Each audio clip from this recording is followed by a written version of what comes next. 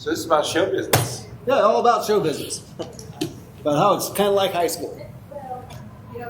Is it like high school? Well, that was the loose topic, but really what they want us to talk about is how screwed up is the industry.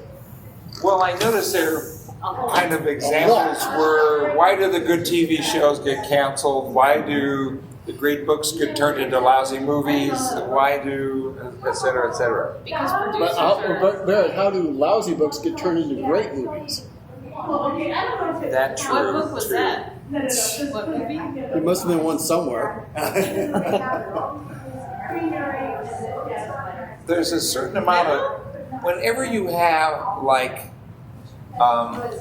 maybe you have like hundreds of people working on the same thing, there's a certain amount of luck that's necessary for it to turn out well. Yes. But maybe we should introduce ourselves here. Are we starting? Let's start. We might as well. I'm John Vornholt. See? That's my proof. I don't know. I worked in Hollywood for 17 years. I was a novelist for 25 years. I am now in the theater. I started a theater this year, on Apcot Theater on the East Side, and ran it for 8 months and then gave it to somebody else to run because it was such a headache. So, and I have a play of mine and I'm directing that will be at the Comedy Playhouse in December. It's called Cactus Christmas. And this is a play that's actually run before around town. It's a Christmas family show. So lately I'm writing lots of theater and directing plays and stuff. I'm Marty Ketola. I'm a local filmmaker, producer, director. I've made 3 micro-budget films here in Tucson, and I'm currently crowdsourcing for the next one. I got some cards I'll pass off for that. And I guess my main thing was I was a host on public access here in Tucson for 25 years before Access Tucson closed down last year. I'm Bruce Wiley. Besides just being the generally vivacious character that I usually am, I'm a former professional actor. I've worked in major motion pictures. I have 4 films to my credit, 2 behind the scenes, 2 in front of the lens. Started in the late 70s with a small Western that was called Tom Horn, starring Steve McQueen. I worked on a TV movie called Jericho Fever, which is a Perry King vehicle that was all about hantavirus. I was also a grip on a big budget live TV remote to Rome, Italy, from Tombstone, Arizona, reenacting the gunfight at the OK Corral. And my last gig was as a location assistant for the second Transformers movie. One of the last movies that was shot here before the tax incentive went away, right? Pretty much. Yeah. Yeah. If you remember the scene where they suddenly go from the Smithsonian Institution suddenly into the Sonora Desert, that's the scene I worked on. Yeah, a little stretch of the imagination there, but what can I tell you? The cool thing is that I had a chance to have lunch with Shia LaBeouf. That was impressive. Was he sane that day? Well, considering he's like sitting up, this is after he'd broken his hand, hopped up on pain medication, hand in a splint, like this, wearing a Dune t-shirt. And I smiled, nodded, leaned over to my friend that was taking this. Harry, don't look now, we're having lunch with Shia LaBeouf. But anyway, so that's me. Aha. And who are all you now? I'm a costume designer. Well, you still outnumber us, so that's good. So why do all the good TV shows get canceled? Well, you mean the ones that they typically put on Fox? The ones they put on Fox? Well, listen, you remember the TV series Almost Human? Yes. Yeah. Brilliantly acted, well scripted, Yes. and it got canceled in one season. Yeah. Let's not talk about Firefly, shall we? They canceled Star Trek. Is that one a British transplant as well? Almost Human was a British show. It was a British transplant, yes. Yeah. And it was actually rather successful in Britain. It ran many years in Britain. I don't know. Probably a bit too cerebral for the American market, especially on the Fox network. I think that's a lot of it. Is that just the stuff, especially like people like us find really good. It is. It's just too smart, too cerebral for normal people to handle. They have to think too much, I guess, to watch it, and they don't like that. Thinking's hard. There are other reasons why shows get canceled too. And Bad usually time slots. bad time slots. No promotion. Now, I will Moving argue the with time you on that slots one, around. John. Time slot. With the event of the That DVR, is true. you really That do is not true. have the bad time slot That's anymore right. because that's been negated. Because you can always record it later and watch it later. I mean, I still have episodes of Constantine sitting on my DVR from like last year. Oh, wow. Also, well, that's the quick problem. times. I bet that may also be a problem. Why things might go away is because everybody's waiting to binge watch it on Netflix, so nobody's watching it on real TV, so they don't know if it's going to be popular or not when it hits Netflix. And then hoping that Netflix or Hulu or Amazon Prime will pick it up. Well, you get gun shy to get invested in a show if you think it's not going to make it. So you kind of want to at least see that it's going to have momentum Well- before you even start watching. As an example, one of my guilty pleasures is the TV series Gotham. Okay. I've always been a big Batman fan to begin with. And that is a series that you wonder why it's really taken over as well as it has. I mean, it's going into its third season. You've got not very much, no real major names, really. I mean, you have, Michael Chiklis in this season. That's really about the biggest name you've got.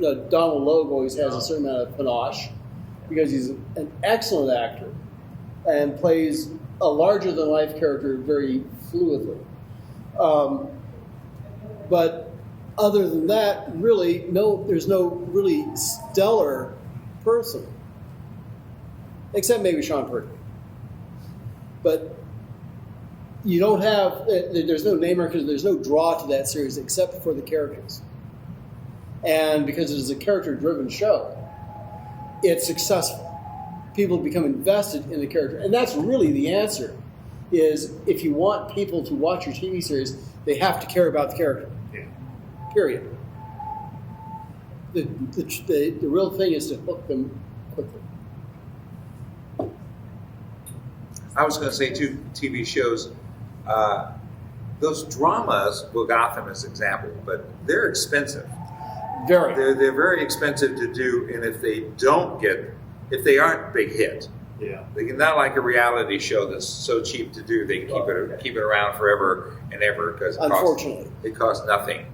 And so all these hour-long fantasy type shows are really expensive. So there's not all of them going to make it. I think it was Steven Spielberg who kind of approached this not too long ago in an article he wrote somewhere about how the Hollywood's paradigm doesn't really work anymore. And he was talking about mainly with big budget feature films that they can't all make money. I mean, and in fact, a great deal of them have to lose money because there's just not enough of an audience to go around. And if word of mouth starts getting bad nowadays, it travels with the speed of light, it just is no way to save any movie that's getting bad word of mouth. Well, and that's why they're probably going for remakes and sequels. Well, the reason they're going for remakes is because there's no such thing as a new idea in Hollywood. Well, they already But that's own all not their true. stuff, so There are they just lots of keep new making money. ideas in Hollywood. There's no producer that's willing to spend money on those new ideas because it's not a sure thing. Every producer wants a sure thing because they want to make money. It's actually the same reason why they'll pay. Well, I was going to say Tom Cruise, but he's not a good example anymore. His star's a bit down. But Tom Hanks. I believe my firm belief is in Hollywood. They expect they're going to make a bad movie. They don't expect it's going to be a good movie. They all like it to be a good movie, but They all wander around set saying what a great movie is. They going will, to be. but nobody knows for sure until it's all wrapped up and they show it to people. And so that's why they'll pay Tom Cruise, Tom Hanks, somebody $20, $25 million. And that's why they'll do a remake of something because they assume we'll get a couple good weeks out of this, a couple good weekends out of this before everybody finds out what a stinker it is. So their bet is, I've always felt that, their bet is this is going to be a real turkey. How do we get our money out of it? What's the best we can do if it's awful? So they plan for that, if that makes sense. Well, Yeah. I will. There's also the counterpoint on that is, you look at the movies that are done in the Marvel Cinematic Universe these days. No one really expected Doctor Strange to take off like it did. Or Guardians of the Galaxy. Guardians of the Galaxy. Guardians was the one that just. Guardians That was was the dark. amazing. Yes, that was the dark horse. That And then surprised you got everybody. Deadpool with a rated R rating, and look what it made. Yeah. It was actually fresh, although the story was very basic. It Yeah. was. It was Very basic story, but it was just fun. It was fun to watch. It was such a fresh, different look Yeah. on a superhero. And now they're doing the Wolverine as a rated R. Yes. The new Wolverine. Was Iron Man expected to do anything when it came out? Because it's the one that really No, Iron Man Man's the one that They really didn't expect Iron Man to do that much. They kind of figured, okay, well, this might be an interesting movie, and of course, And then the idea of Robert Downey Jr. playing a narcissistic, drug-addled drunk, Yeah. that's kind of a natural for him, Podcasting.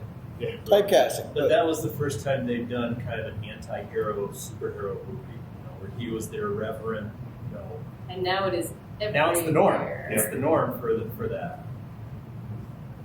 So much so that I feel that they're taking it almost to the furthest extreme. Well, Deadpool certainly is. Well, not so much Deadpool. Deadpool is at least funny. It's Jessica Yeah. Jones Oh, yeah. that I didn't like. Because I thought that she was too whiny. Too whiny, too angsty. Yeah. And it was just, and there we was watched the it for story, 4 the episodes. and we just story couldn't arc handle it was any too longer. long, and I was just like, So you want to ask why shows you don't like do well? Is that what you? No, I It's don't know the why it did opposite well. of why do shows I like always get canceled, but Probably the same reason. probably the same reason. They Yeah. don't get the 1834s. And also, certain movies, I wanted to see Iron Man because I was a fan of comic books. I know a lot of people wanted to see Deadpool. Good, bad, and different. They were going to that Oh, movie yeah. Right. because it was a Deadpool movie. And Well, they did the And they were media lucky. campaign for good. Deadpool though Yeah. was really cool too. I mean, it was all over the internet for weeks. I remember when I wrote a Spider-Man novel called Valley of the Lizard, with the lizard and chupacabras. He organized all the chupacabras to, the lizard's always trying to take over the world for the reptiles. Sure. So I thought chupacabras would be good. But I remember after I finished that, and they said, "Oh, we got another superhero nobody wants to do." I go, "Who's that?" And they go, "Iron Man." You want to do an Iron Man novel? Well, what's it pay? It pays about half of what the Spider-Man novels pay. And I said, "Well, no thanks." so I could have written an Iron Man novel, but I didn't write one. But it's nobody knew at the time it was going to become a big franchise because it was kind of an old-fashioned. Well, none of them were ever really a franchise except for Spider-Man. Yeah. Everything else. Well, it wasn't a comic book franchise, but Iron Man became a movie. Right, but franchise. as far It was as the second tier. adaptations, No, it was- even the no. earlier Spider-Man adaptations weren't really good. I mean, the Tobey Maguire one was really good. Well, what happened, Marvel made a big decision that was crucial to all this, is before the original Spider-Man movies, they acted just like any other holder of intellectual property. Universal come to them and say, "I want to make a Spider-Man." 20th Century Fox. Anybody would come and they say, "Okay, the rights cost us and such. Sell you the rights, you go make a movie, but we don't have any control over it. We don't, we'll take the money when there's and more of it." But they realized at some point that this is very risky because even though they're making big budget movies, we have we don't have any idea if they're going to be good or bad or really help our property. And so a few years ago, they said, "We're not going to do that anymore. We're not going to farm this out to other studios. We're going to make all of our own superhero movies." And they went up in quality after Was that. Iron Man the first one that they kept? Yes. Correct. Because Sony did Spider-Man Sony did Spider-Man and X-Men. and X-Men, right? And those are kind Both- of the precursor before the Yeah. formula. They weren't Right. they weren't bad Yeah, movies. you're okay. Oh, number 2 was really But- great with Doc Ock. That was. Oh yeah, I thought that was Yeah, actually one of the first best two ones of the Spider-Man were entire okay. series. I've now even seen the reboots because it was just like, Yeah, I haven't seen wait a minute, they're rebooting it. Already. Tobey Maguire is still going through puberty. Why are they? Yeah. It's like, why are they rebooting it I already? think that was to keep the rights. Was that right? That's what I've a lot. always heard Same about reason they keep Fantastic making Four. Fantastic They Four have to keep movies. making. I was thinking, well, that's a good They example have to of keep making movies them that got lose the so rights. bad. Yeah, Yeah. because they'll lose the rights. Well, remember Roger Corman actually made I a like that Fantastic one. Four movie. That's a good one. I never even got a chance to see It's it. on so never- YouTube. Yeah, it is. I can't even see it. Where do you see It's it? on YouTube. Yeah, you see Oh, really? YouTube clips of it. Oh, whole thing YouTube. was on Oh, there. wow, you can see any damn thing on YouTube. But you know, the reason that he made that is because he had opted for the film, and he had to have something on film before, or else lose the ability to make the film. So, and that's also kind of plays into our topic is that, I don't want you to have this, so I'm going to do it. Kind of the sophomoric attitude. Yeah. High school. Yeah, very, very, very high school attitude. But that's really how the industry works, is that if you opt for a film, you have X amount of years to actually produce something viewable. If you don't, you lose the ability to. Even if you're halfway through filming Oh wow. and you lose the rights, you either have to renegotiate the rights or scrap the project. That's not good. Especially when you've got a lot of money invested and a lot of OPM involved, other people's money. Yeah. And then you've got a problem. But, and that's also the reason why the last Fantastic Four movie sucked. Because they had to put something on film to That keep was the so rights. weird. That was like 2 movies. Yeah. Was that the one with the Silver Surfer? No, but that No. was sucked too.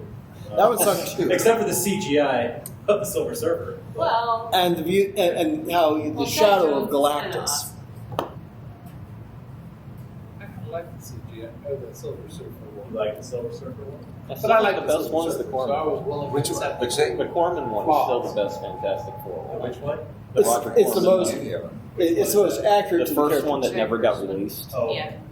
but you can find it on YouTube, bootlegs or whatever. But is that the one where the thing is just like a guy in a suit? yeah, it looks like Teenage Mutant Ninja Turtles or something. It's funny, but it's not supposed to be. But No. I thought it was It's entertaining. funny, but And really, in the actual first big budget Fantastic Four, everyone decries it. I actually thought it was not a bad film at all. It was.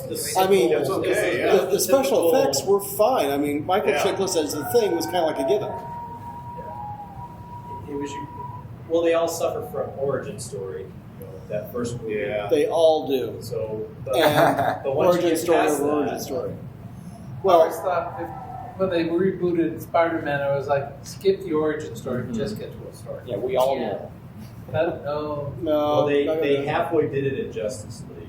They kind of did a little flashback of the alley shooting scene, but they kind of said, okay, everybody knows who Batman is. Yeah. I have a question for you, Marty. Okay. Since you make, we keep hearing that Hollywood should be passé and dead and so on and so forth because nowadays everybody can be a filmmaker. And you don't have to distribute, you don't have to have 900 theaters lined up to get a movie out there. You can put it on YouTube. You can put it on, I don't know, lots of things.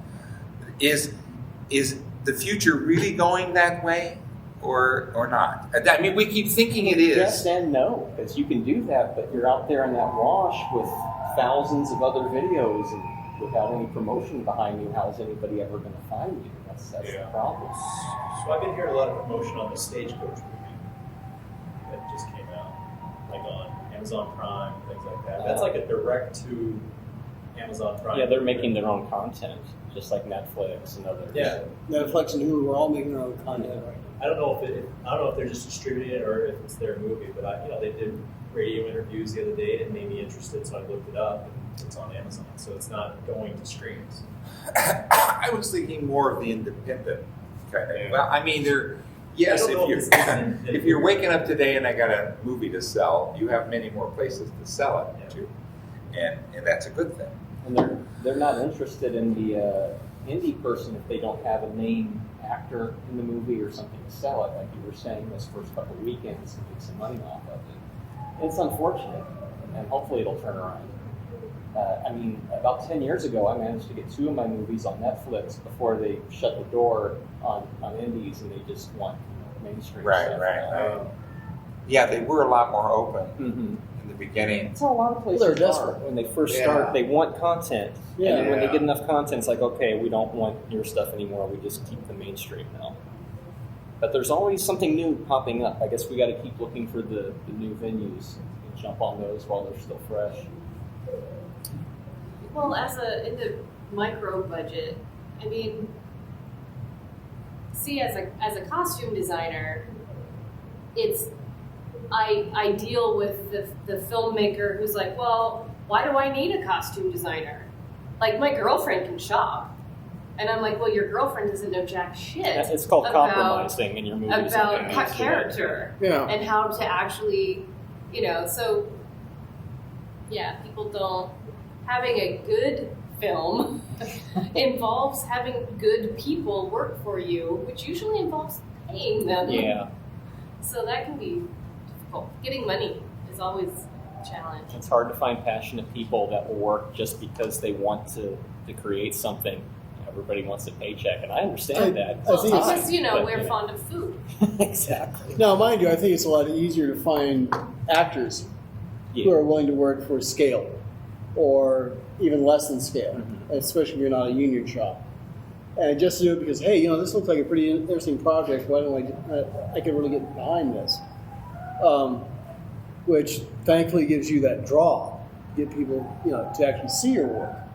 But to get costume designers, lighters, gaffers, grips, cinematographers, camera people, and the plethora of people who are, that now compromise that entire long trailer you have to sit through at the end of every movie, because there's maybe a cutscene somewhere or two in there, that they kind of now force you to watch that. I think that may be why Marvel actually started doing the I'm sure cut it things. is. Yeah. So Just you so you can actually see see how the- many people. Because it How keeps many you from like people do jumping up rotoscope? and running out the door. Yeah. And the number of people who have to work on any kind of project is legion. Yeah. And that kind of also ties into why do we always have like 7 or 8 different writers, directors, producers on a film? That's one of our questions. I was actually, see, that's why I was kind of like generally Good segue. segueing into that. That was good. I do Somebody that looking at that. Where are there 8 writers on every film? Well, that's pretty easy because one, anytime you get into a turf battle in making a movie, you're going to have people butting their heads, and it's going to stretch the production out to the point where people have to move on to their next project because, well, they're fond of eating. Yeah. And, or, you get into a creative differences battle with directors. As an example, look at the recent Ant-Man movie. How many directors and producers did it go It through? went through a lot. And it actually came down to the last days, even before the release date, which they did not change. Even throughout that entire turf battle, the studios said, "We are releasing on this date. You better have something to be able to put in the theaters." And they moved mountains and did it, and actually came out with a pretty decent product. Yeah. Now, could it have been better? Probably, Sure. but it was entertaining. Yeah. Doctor Strange went through very much the same thing, with a lot of creative issues involved. And they turned out a fairly decent little movie, especially It's in good. something It's that's, good. Yeah.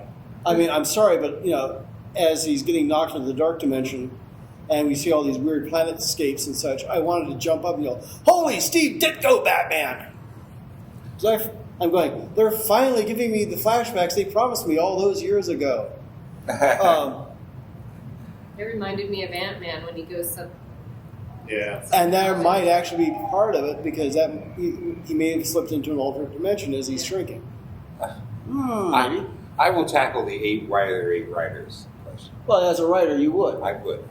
Because there's first writer or two who actually went in to pitch the idea to the producers. Okay, you're the producers, and Marty and I came in, and we pitched it to you. But you think that is a great idea for a movie. It's a terrific idea for a movie. But we're not names. We're not anything. You're not gonna get the budget going on us. So maybe you get a script from us, and pay us some money, and make sure we're signed off and have no more to do with our idea. And we have an asterisk. We have an asterisk, or we're maybe Because we'll we are be in writing there. team. We're writing team, so we'll be Marty and with the asterisk, and Marty and John instead of Marty and spelled out, which is 2 other people. And so we're already 2, and we've come and gone, right? And the producer, you're the producer, and you've got a writing team you've loved, you've worked with at every other movie, and you've assured them they'll get a crack at the script too. Okay. So they're going to get a crack at it. So we're already up to 4 writers, right? And then we get a director and a movie star connected up, okay? And they look at it and they think, well, This stinks. the other 2 scripts stink. My friend, or my girlfriend, or my boyfriend, he's a great writer. He'll work this all out. So now we're up to 5 or 6 writers, and pretty soon, then somebody's got to go through, and you always see this, somebody's got to go through all the 8 versions of the scripts and turn them into something that's actually usable at some point in this whole thing, or they're all going to spend millions of dollars and get nothing, which they do all the time. Okay, so. Are the Marvel movies, because the Marvel movies have been consistently good, do they go through the same number of writers? Oh, yes. I mean, yeah? Well, as I mentioned, the Ant-Man movie went through several Yeah, that's writers. true. Not all of them. In other words, there are probably some that are now running pretty smoothly, some of these franchises. Everybody knows who's working on them and so on and so forth. Somebody said to me the other day, how is Clint Eastwood able to make all these movies? He seems like a doddering old fool whenever he's interviewed or something like that. And I said, because he's got a crew of 400 people who make one movie after another. He just shows up and says, action, cut. And, that's all he does. And the next 200 are moving on to the next movie he's doing. So that's why. That's a good team. Yeah. Just remember, Ed Wood made movies that last till today because they're that bad. Okay, but he made, he had a team, small crew of people. He had a few actors he knew he could count on. Then he could go see. The trick is getting on one of those teams. Tor Getting Johnson. on one of those A teams. Tor? You have Tor? Yep. I think I heard the directors already parted ways on Deadpool 2. So they're saying Ryan Reynolds. Oh, yeah? Yeah. Not getting along. Well, that again, that's also kind of why the movie industry is kind of like high school, because you have a lot of egos involved. Oh, yeah. There's a lot of egos, a lot of clicks. I'm actually surprised any movie ever actually even gets made. Yes. Because Wow. there's so many, Dramas. so many attitudes and dramas, and so many people want to, everybody, especially in the lower parts, everybody is looking at it as this is my big break to make it big so I can get on that A team. So they're putting all their worth into it. And when some other little part of the movie is like, oh no, you can't do that because it's taking away from all of my work, you get into all this stuff, and it's like it's a miracle movies even get made, really. Well, and even at the higher echelons, I mean, one of my best friends is an actress, and she's been working towards getting on a movie with Gerard Butler? Yeah, Gerard Butler. And that's just been dragging forever. And everybody loves the script, and it's a great script, but there's all this drama behind the scenes, and who's going to play the actor opposite Gerard Butler, and oh, well, we want it to be this person. Oh, no, he won't work with that person. And oh, well, he rejects this person too, and well, maybe this person. It's just like, that's high school. When you said it's amazing any movie gets made, they put about 10 or 20 times into, not production, but into, into development. They put, they put like 20 times more movie. They put hundreds of movies into development. They spend all that. And they really only make like 60, 70, 80 big budget movies a year. Yeah. So because I have sold countless movie scripts in my time in Hollywood that never got made. And I always could tell really good scripts. They always got bought. I remember the best script I read in my time in Hollywood was called POW, Police Officers' Wives. And it was written by this woman who really, and this was 30 years ago, so it was a lot more brutal look at police officers than you would ever see today. This script was amazing. I remember Tony Bill optioned it, took her all around everywhere. I said, well, that's the best movie I read, and the script I read. Of course, it never got made. Yeah. Even with a big producer, even with actors, even whatever, I don't know. Yeah. You really wonder why the best scripts don't get made. And I remember this. They asked me to write the kids' book novelization of the Lost in Space movie, and I read that script and I go, Jesus mercy, this is going to be horrible. I looked at it. I said, the remake of Lost in Space with the guy from Friends. Right, and, I looked at that, and I was busy enough in those days, and it wasn't enough money. I was able to turn it down because I just didn't want to deal with it. I just didn't want to try it. Because when you write a novelization of a movie script, you don't have the people watching it and go, oh, I kind of believe this because it's up there. You've got to make people believe it just on your pure logic and words and stuff. Yeah, and that you actually reminded me of a story about a situation that Simon Hawke told me several years ago about when he was contracted to write the novelizations for the Friday the 13th movies. Yeah. And so he's meeting with producers. He's going, so really, what is Jason's motivation? Why does he do these things? And I'm going, motivation. Wow, that's a good idea. Oh yeah, there wasn't one. The motivation is he saw his mom get her head chopped off. Yeah, it's kind of weak. That's weak, but it's something. That would do it. That would turn me into an unkillable, murdering maniac. Sure. I'm sure. I think it happened. So my question is why do they take good books and then turn them into scripts that have nothing to do with the book and then are surprised when they fail? Probably that same reason. It's the 8 writers, but it's also face facts. A book is probably the equivalent of 8 or 9 movies. Yeah. Okay, a full-size adult novel. Okay, and even Harry Potter things, including as much stuff as they could, they still left out a ton of stuff. Right. And characters and all that. So you automatically are forced to pare down that story. I remember, this is not science fiction, but the famous East of Eden, famous book by, we all read it in high school.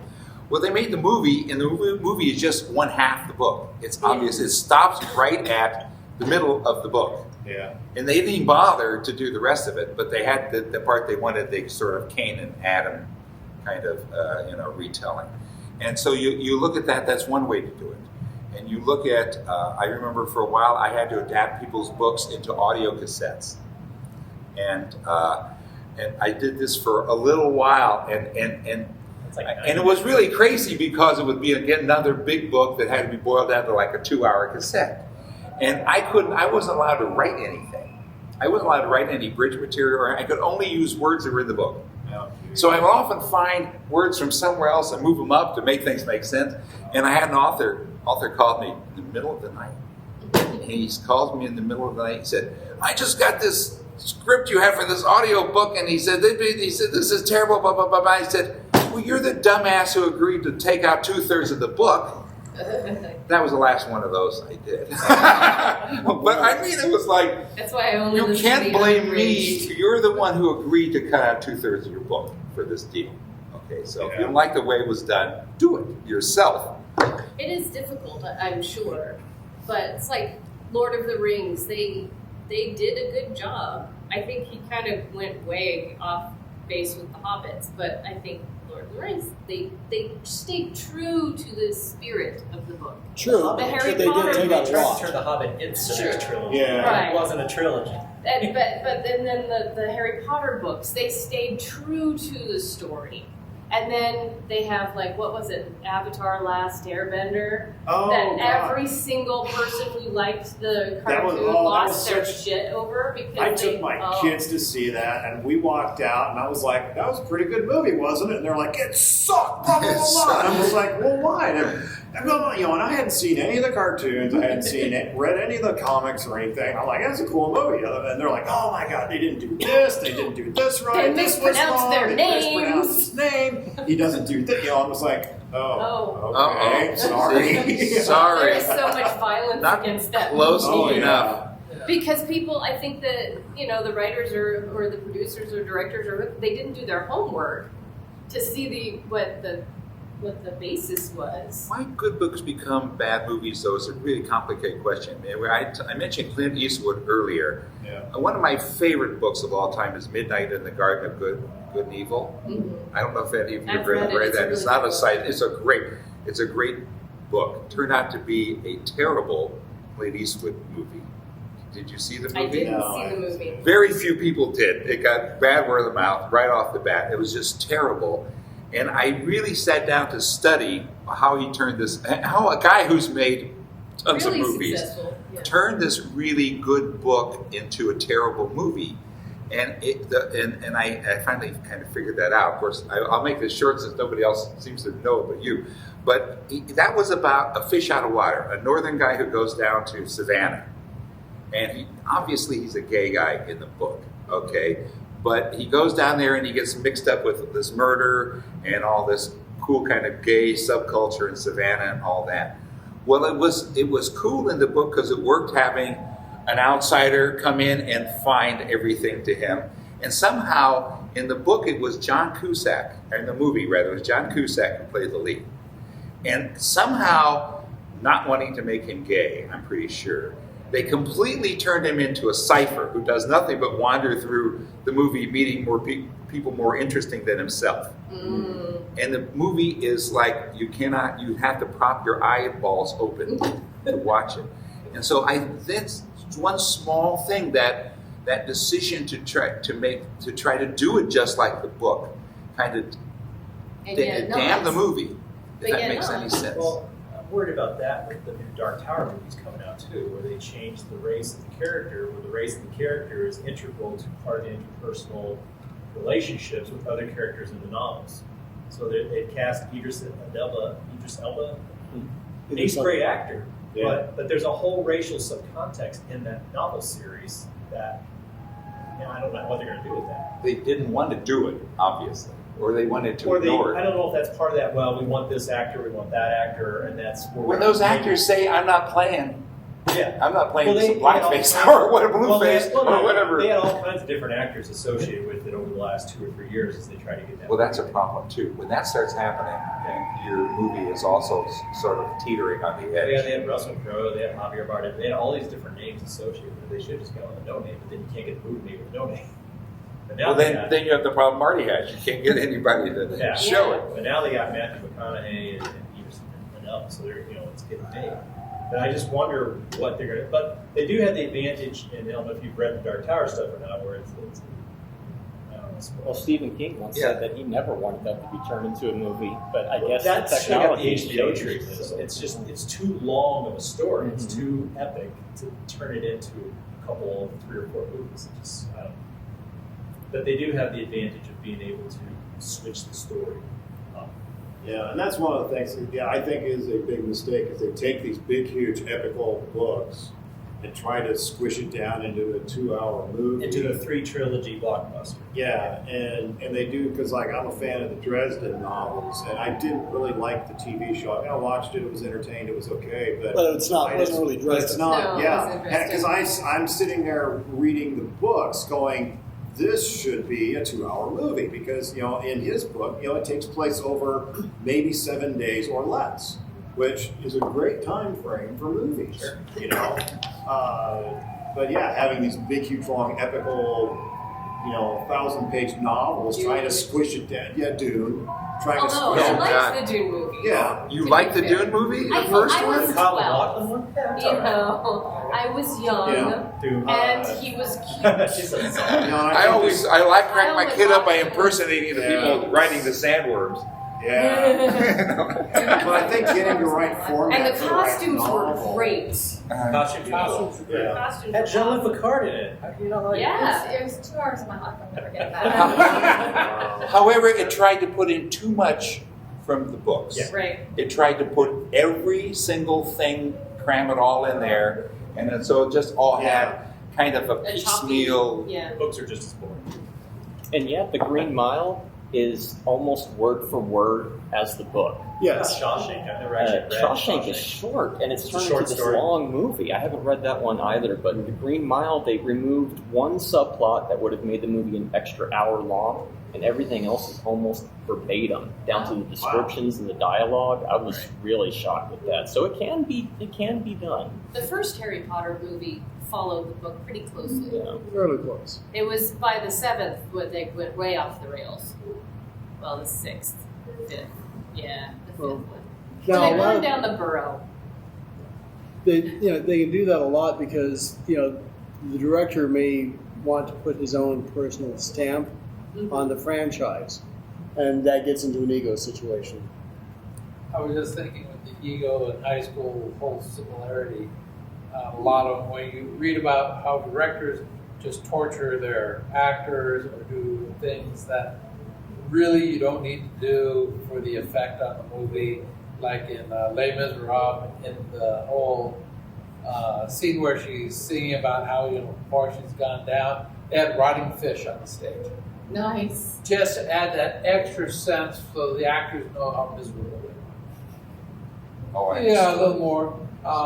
They had for a while. They had you could do cattle calls in Tucson for movies, and they'd send you out emails. So you show up and you'd go through it.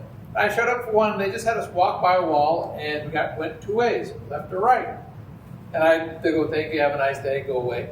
For everyone who went on my side, because they had a tape line on the wall, and it was for the postman. If you were taller than Tom Cruise, you went on the side. Yeah. If you were shorter Tom than Cruise is short. they would Yes. act. You had a A lot chance of of being an actors extra. are Yeah, a lot of them are short. And I have a theory behind some of that. Because they fit into the period costumes.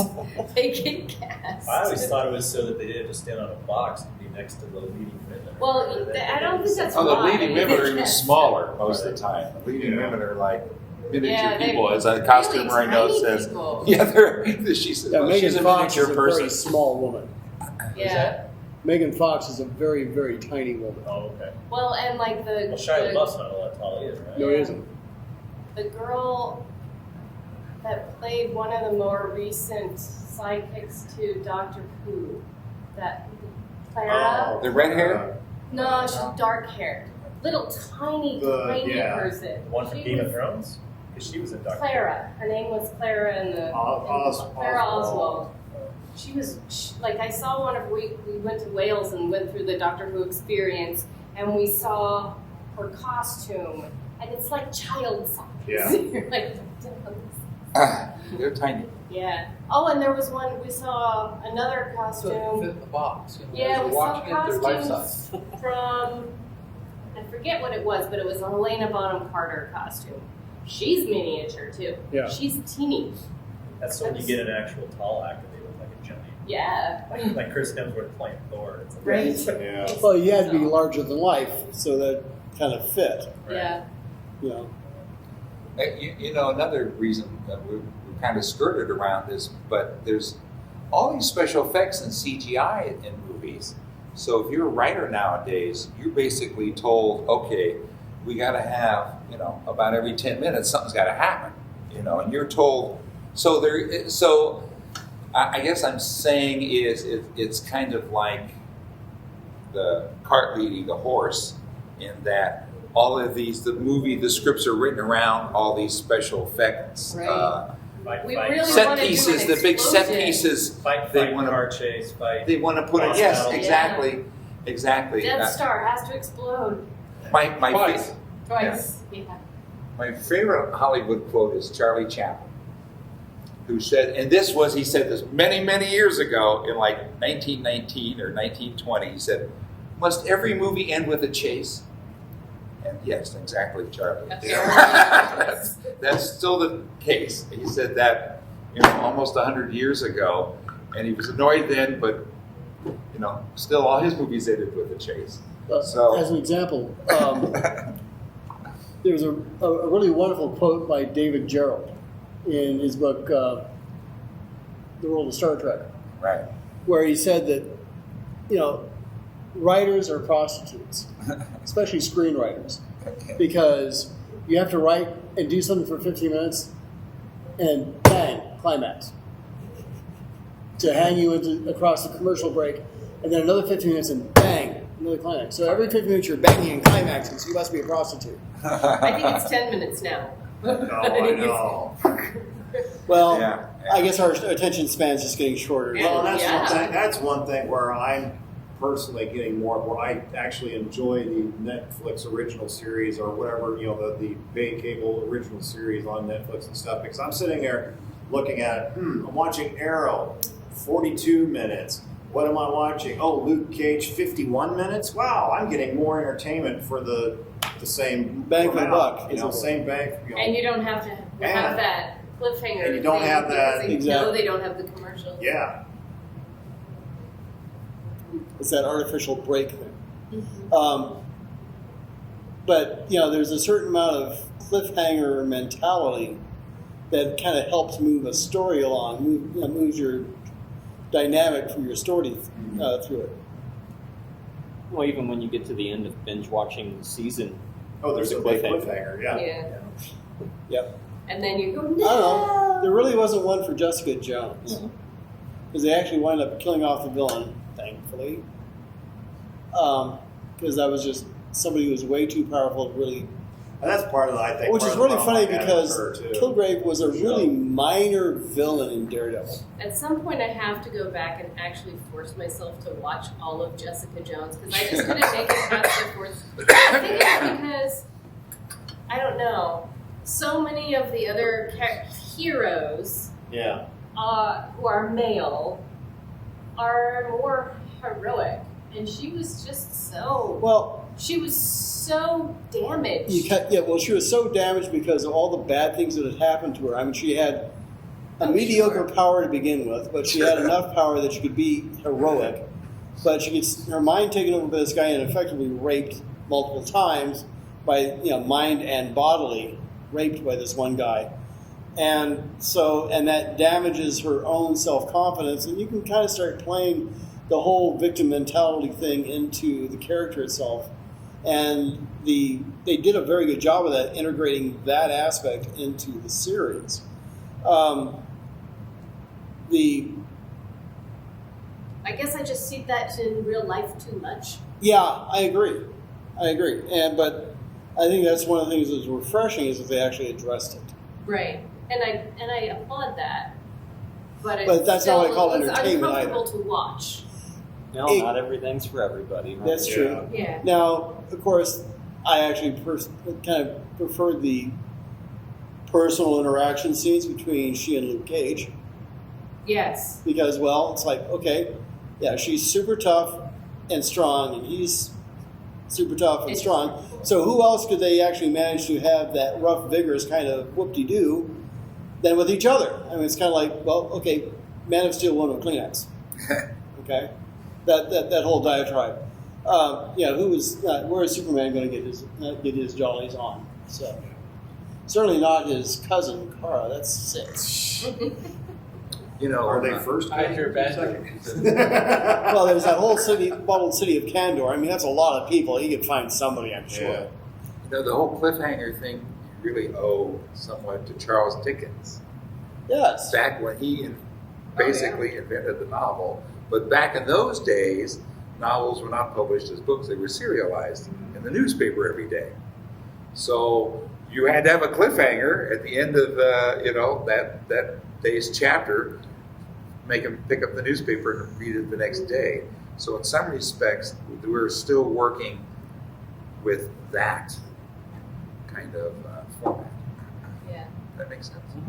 Yeah, I recently found a book by Louisa May Alcott that they found and published, and it's called A Long Fatal Love Chase. And she wrote it as a serial for the newspaper, and I think it was the book that in Little Women she writes, but doesn't go anywhere. And I think it's that because it didn't go anywhere in her lifetime because it was too sensational to be published. It's really boring. Well, that's interesting. Now, you bring up the topic of censorship in a way, which also does have something to do with the quality of what we get. And even though you think in this day and age there would be nothing censored, there's stuff censored all Left, right, and center. So that's Just censored for different reasons. Yes, it's just censored for different reasons. Maybe it's It's political too PC, correctness. it's not is- PC yeah, enough, it's, yeah. Okay, as an example, can you imagine Blazing Saddles being made today? Oh. No, yeah, we There's talk no about that way. a lot. No. And it was even today it is still a brilliant piece of It's hilarious. cinematography, and it's a hilarious movie. But you would never be able to make the movie today. Yeah, and I tell my boys, I'm like, Mel Brooks is the only person that can make Blazing Saddles. Nobody else could do it, I don't think. And it's totally just because Mel Brooks was who he was, or is who he is, Because he knew fart jokes were funny. Yeah, exactly. And he relished the fact that fart jokes Yes, were he funny. relished the fact that fart jokes were funny. I'm still waiting for Hitler on Ice. Or Jews in space. I've heard some people say that even Tropic Thunder couldn't be made today, and that's not even 10 years old. Yeah, Tropic really. Thunder is Oh, brilliant. hilarious. I love that I movie. love that. All right. What is with you people? What do you want? All right. What do you mean, you people? You want Because it's so true. Her movie making industry look at ourselves movie is Tropic Thunder. I have this movie. It's called Sex Sells: The Story of Latouche. And what it is, You have this movie in your head? I looked at it the other day. I That's saw this pretty- panel and I was like, I'm going to be talking about this movie, so I'm looking to make sure I got the right thing. If you just go Google Sex Sells movie. This goes is a right movie to it. that exists. It's a movie that exists. All right. I've watched it on Netflix like Okay, twice. okay. It's a story about these people who make pornography, and it's the director is getting ready to retire, and it's going to be, we're going to make the best thing. I'm going on with a bang and like this, and it's just going to be this greatest thing ever. And if you can get past the fact that they're making a porno and just watch it for what it is exactly what making a movie is like.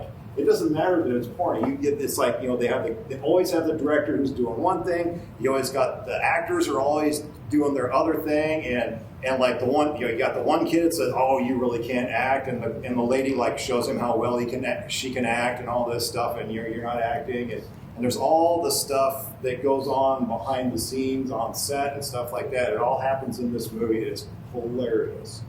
It's like, and it's like I said, it's no, you watch something like that, it's like, it is no wonder any movie ever gets made, Well, I was just thinking on the line with censorship, I was watching History of the World Yeah. on TV. I'm going, it's not funny. Why is it funny? You took all the jokes out of it. It's because they cut Yep. all the objectionable material Yes. out of it. Yeah. So like when the Romans run to the apothecary and goes, "What do you need?" He goes, "I'm looking for a pack of Trojans." That's where they ended the scene. Yeah. Where the guy goes, "Just sold out." Cut that part out. When they have Moses in the water, and he parts the water, Yeah. and then you ride off and they thank him. That's where they cut the scene. There's all the jokes that could be offensive to anyone that happened. It just wasn't funny. And I'm Yeah. sitting there, so since they had so much time, they doubled up the commercials. Oh, So you're of course watching they do. 2 minutes worth of movie. and Aha! 5 The minutes jig worth is of up commercials. and gone. Yeah. Yeah, that's the other thing too, is they cut stuff to get more commercials in. Yeah, but they were cutting out anything that anyone could find objectionable.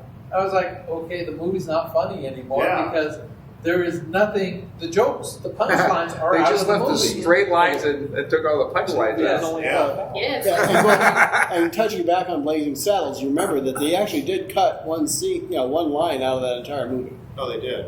They did.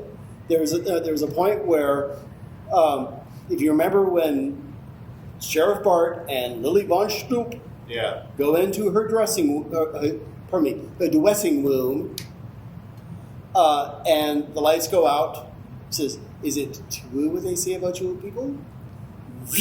Yeah. It's true. It's true. The line they cut out was, "Pardon me, madam, but you're sucking my forearm." Wow. That's in the book. They cut it from the movie. Why did they cut it from the movie? That was just a little too much over the edge, even for a Mel Brooks movie. Wow. That's funny. What time is it? We're about wrapped up. We're about wrapped up. Parting It's a shots, wrap. Marty? So anyway, in conclusion, Shots. is making the movie like high school? I would say yes. What's your vote? I don't think it's as civilized as that. Or as well organized. It's high school. Yeah. 'Cause Which one are you? However, they have cheerleaders on both sides. That's true. Cheerleaders. Oh, well, there's on one side of the house, there's there's cheerleaders making movies too. It could be more like summer camp. At one time, that it's would done be right. great. That would be great if it was. You know- sometimes it is. Yeah. The question was, On will ever, with the equipment, make it real simple though someday? I know we haven't got much time to explore that, but Well, I mean, you I still think have the to know process what to of do doing with the equipment. You don't have somebody that knows how to run that equipment properly. I guess it never gets really simple, does it? No. Because there's It gets always, cheaper. you think, yeah, it gets cheaper. Obviously, not having to develop film is a Makes the huge film again, thing, too. is a huge saver. But all right. Cool. Thanks. Thanks. Yep.